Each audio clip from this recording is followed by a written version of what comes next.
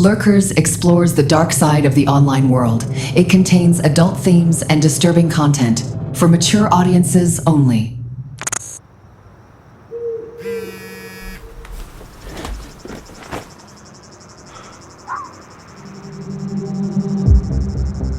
At night, everything feels louder when you're trying to be silent. A young man is on his side, on his bed, lit by the blue-white glow of his phone. It starts like a conversation, a message, then a reply. He sends a picture, something small that feels private. But then it changes. He sits up quickly. A drawer opens. He brings out his wallet and he freezes. He's listening for footsteps that never come. He's not thinking about tomorrow. He's thinking about exposure, about how fast a rumor becomes a screenshot, and a screenshot becomes alive. He moves like a shadow in his own house. He just wants it to stop long enough to think, long enough to fix it before anyone finds out. Because in this moment, he's being convinced of one thing, that the worst possible outcome is asking for help. A pause, not relief, a reset. And then the next message arrives, and it isn't a threat, it's a number. 45 minutes.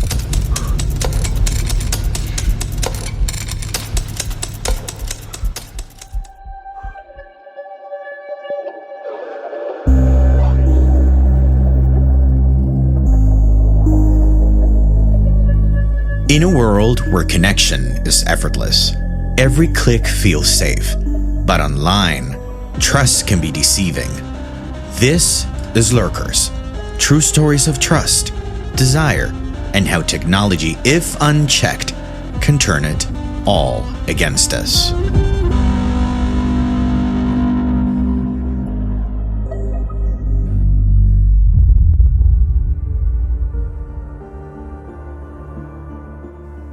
Before we give you names, sit with what just happened in that room.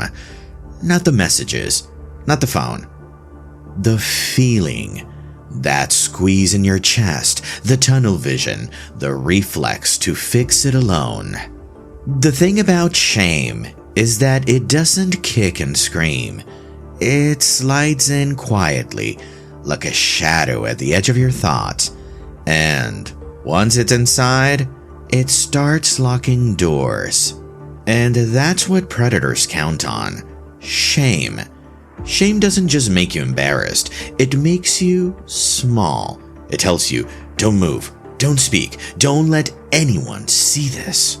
Now add the second ingredient, urgency, a deadline, a countdown, a threat designed by a predator to make you panic before you can think. And when shame meets urgency, you get isolation, not because you're physically alone, but because you feel like you have to be. That's how the trap closes, not with chains, with silence, because silence keeps it secret, and secrets keep predators in control.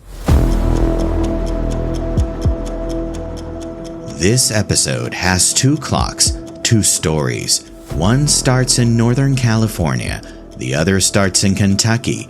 Different houses, different families, same kind of pressure. But the second clock has something new ticking inside it. So if after listening to both stories, you feel like they're worth passing along, please share this episode with someone you care about. And if you follow Lurkers or leave a quick review, it helps these stories reach the people who need them the most. The parents who think it can't happen in their house, and the teens who think they have to handle it alone. Thank you, friends. We'll start with the first one. A 17-year-old named Ryan Last. And while we follow Ryan's story, hold on to the number from that bedroom at the beginning. 45 minutes. Because later, when we meet Elijah Eli Heacock, you'll hear how the same crime evolved. Clock 1. begins now.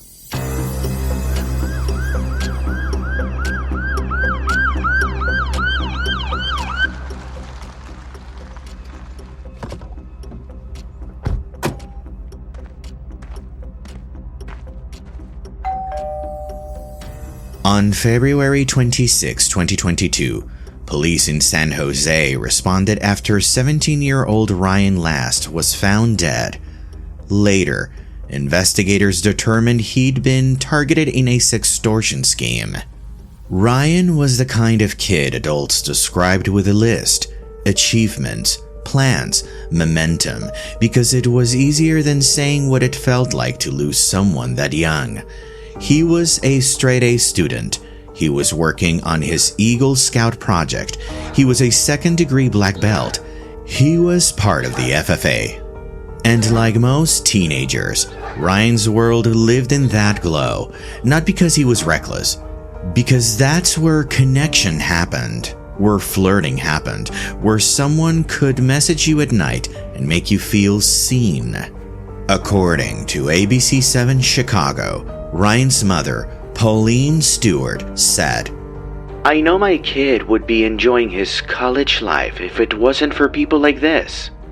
You see, Ryan thought he was messaging a 20-year-old woman. It started with the easy stuff. "How's your night? What are you doing? You're cute." The tone felt harmless, almost sweet.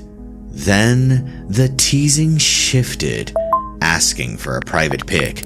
You know, that just between us, like it was only for her. Then the teasing turned into pressure. She threatened to share that intimate photo if he didn't pay thousands of dollars. Picture it through his eyes. Everything would have felt urgent to him. Not think about it urgent. Right now urgent. That kind of pressure that makes your brain sprint ahead of you. It stopped being a conversation. It became just relentless. Messages designed to keep him panicked and alone. And she didn't care what it did to him because the messages kept coming. I can't imagine him doing math he shouldn't have to do at his age. What can I move? Where can I get that kind of money? How do I make this disappear before anyone sees? And the messages didn't just ask. They pushed. They crowded. They kept him from getting a full breath of distance. Because this isn't really only about money. It's about panic, about getting you to react before you reach out. His mom told ABC7 Chicago, "They're sitting in front of their computer. They're typing away. They don't think of the person that they're talking to as a person." Imagine asking a teenager for thousands of dollars. Ryan tried. He negotiated. He sent $150.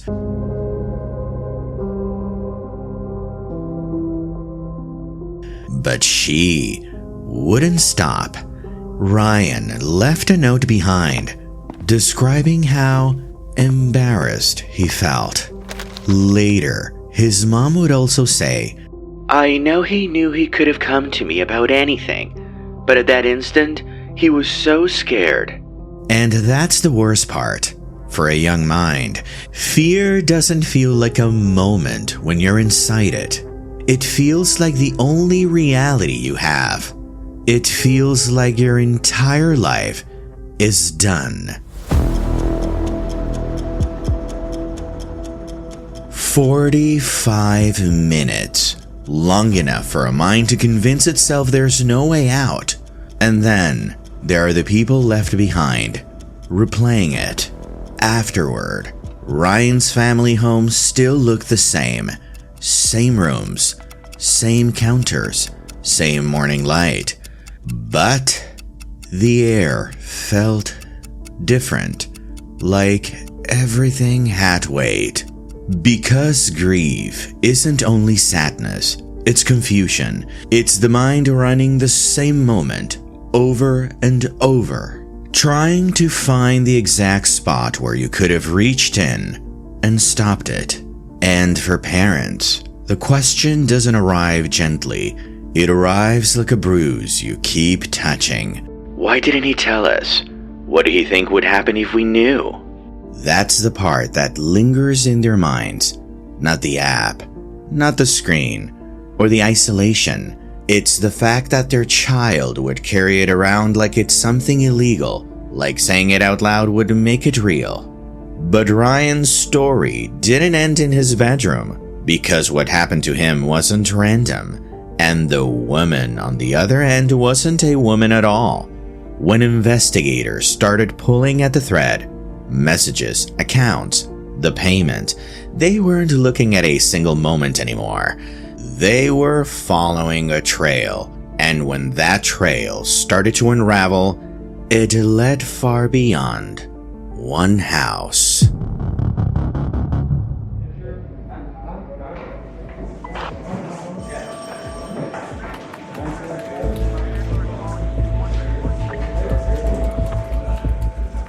Investigators weren't just reading a teenage conversation anymore. They were tracing a pipeline, and the money Ryan sent didn't just end. It moved. In December of 2022, San Jose police announced an arrest in Van Nuys, California. Jonathan Causey, a US-based middle layer tied to the money side of the scheme, who investigators said helped move extorted funds overseas. Because the scam isn't only the threat, it's the pipeline that turns panic into cash fast enough to repeat over and over. And then Friday, May 9th, 2025 came. The Department of Justice made an announcement. Arrests in Ivory Coast, West Africa. 4 men charged for their alleged role in an international sextortion scheme that targeted Ryan and thousands of others. Ryan's mother began traveling to tell Ryan's story, trying to turn grief into warning, and her message was simple. Let your kids know, first of all, you love them, but also let them know that any mistake, you'll be there for. The FBI says these schemes are rising. The Internet Crime Complaint Center counted over 54,000 victims in 2024, up from 34,000 in 2023, targeting boys ages 14 to 17. But while investigators were following the money, other predators were upgrading the play. Because what comes next is a version of this crime where the threat doesn't even need a real photo anymore. And here is where the second clock begins.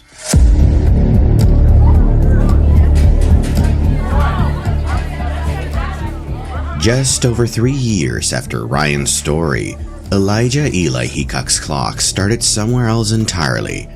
It was Hart County, Kentucky, one of those places where everyone knows everyone. A school so small you can hear the building breathe. And in a place like this, a loss doesn't stay private for long. Elijah was 16. He loved cheering on Caverna High School sports. He played tennis, ran track, and he was learning how to drive. And just like it happened with Ryan, people around him searched for an explanation. The adults around him kept coming back to the same thing. There wasn't one. One school staff member told WHAS 11. There were no red flags, no indicators of depression or anxiety, things that you usually think of, until that night. Because this is the truth. If a kid is being cornered by shame, you don't always see it from the outside. You just see them, still going to school, still talking about plans, still being fine. But that night, on Thursday, February 27, 2025, Eli was in his room, texting his parents like everything was normal, making plans for Friday's big game against a rival school. By the next day, February 28, 2025, Eli was gone. And this is a part that will mess with your sense of time, because sometimes it doesn't unfold over weeks. It doesn't even unfold over days. It happens fast, 45 minutes, long enough for a popular happy teen to be convinced there are no other options. Not long enough for a parent to suspect anything, not long enough for a friend to notice the temperature change, just long enough for panic to build a room around a kid and lock the door behind him. WHAS 11 reported that about 45 minutes after those normal texts, Eli's twin sister found him bleeding. His family tried to save him. EMS arrived. He was taken to a local hospital, then care flighted to Louisville. And then the words no parent is ready to hear. His parents said they were in triage when the doctor came out, police beside him, and they learned Eli's injuries were from a gunshot. One teacher from his high school would later say, "Our staff is grieving. Our kids are grieving. And that's a process that takes time." So, a search for answers began the only place it could begin now, in his inbox. Investigators noticed messages from a stranger. Eli's parents told reporters they saw them too, and his father recalled, "He was contacted by some people online who demanded $3,000, and he got scared." And the threat wasn't vague. The person demanded money and threatened to release sexually explicit images of Eli to his friends and family, attached to a deadline that was closing fast.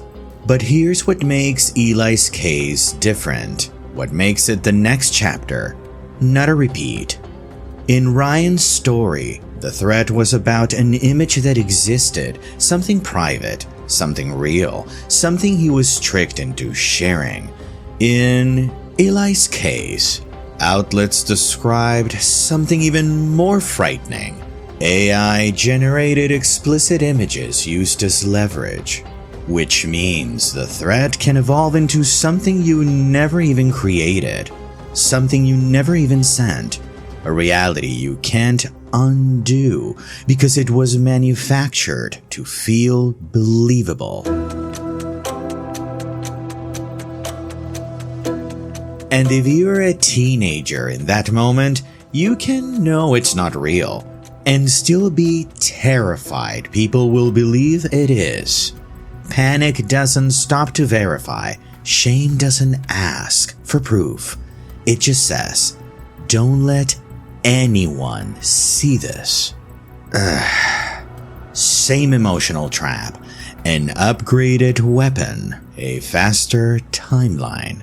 And that's where we have to go next, because after Eli, Kentucky didn't just grieve. It built warnings into schools. It started telling families earlier, before the next 45 minutes could begin. Eli's case changed Kentucky law, and that change had a name: Senate Bill 73. Signed in March 2025, SB 73 pushes schools to educate families earlier and to post extortion information in secondary schools, so kids hear the warning before they're inside a countdown.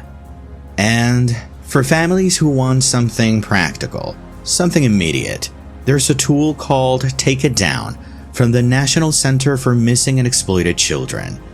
And just so you know, it's free. It's designed to help remove explicit images or videos of someone taken when they are or were under 18. We'll put the link in the show notes. Because the deadline is part of the trap, the panic is the point, and the fastest way to break it is to bring another person into the room.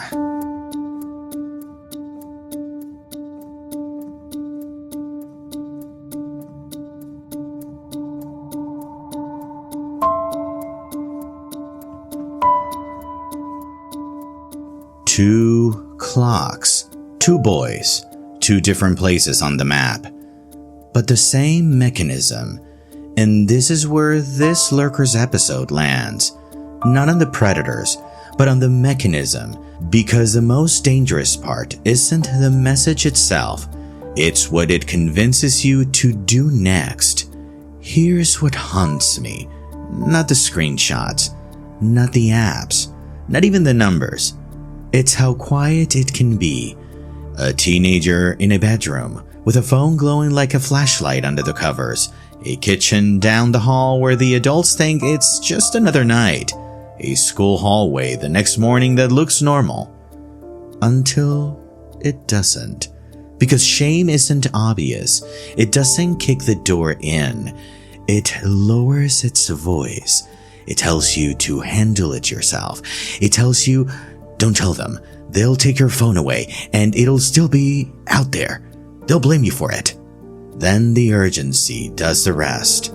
A countdown, a deadline, a trap built out of seconds. That's the mechanism. Not bad choices, not kids these days, but a human brain, young, terrified, trying to outrun humiliation. Ryan got pulled into it the way so many do. A profile that felt sweet, a private moment, then the turn, the threat, the rush, and later, Eli's story shows the evolution, because now the threat doesn't even need the truth. AI can manufacture something that looks real enough to ruin you socially. And when you're 16, that can feel like the end of your life. Even if you know it's fake, you can still be terrified everyone else will believe it. And what makes this even more unbearable, and quite frankly, it pisses me off, different groups of predators keep rising. And still, it's what happens after. After the news cameras leave, what's left is very, very human. A hallway that feels too quiet. A kitchen where the coffee still brews out of habit. Shoes by the door that no one moves. Parents replaying minutes like they are a film they can rewind, searching for the moment they could have reached in and stopped it. Yeah, go to TikTok, The Lurkers Podcast, and you'll see there a different story, same mechanism that we shared from a reporter. Ryan and Eli weren't just the only ones. If you want to understand the step-by-step breakdown, go back to Season 1, Episode 4, The BM Boys. That episode was the mechanism. This one is more about what it's becoming. Because the lie isn't just what they say to your child. The lie is that your child is alone. So remember Ryan last, and remember Elijah Eli Heacock. Because quiet shame, mixed with rushed urgency, creates isolation. And that's not an accident. It's a scam by design. Stay aware, stay present, stay safe. Wait guys, before you go, if you want to support Lurkers, hit follow wherever you listen to it. And if your app lets you leave a quick rating or review, it genuinely helps these stories reach people who might need them. So thank you. This episode of Lurkers was written and developed by me, Frank Battiston. Research by Christy Bowman. Production and sound design by Daniel Erdenevia. Thanks for listening.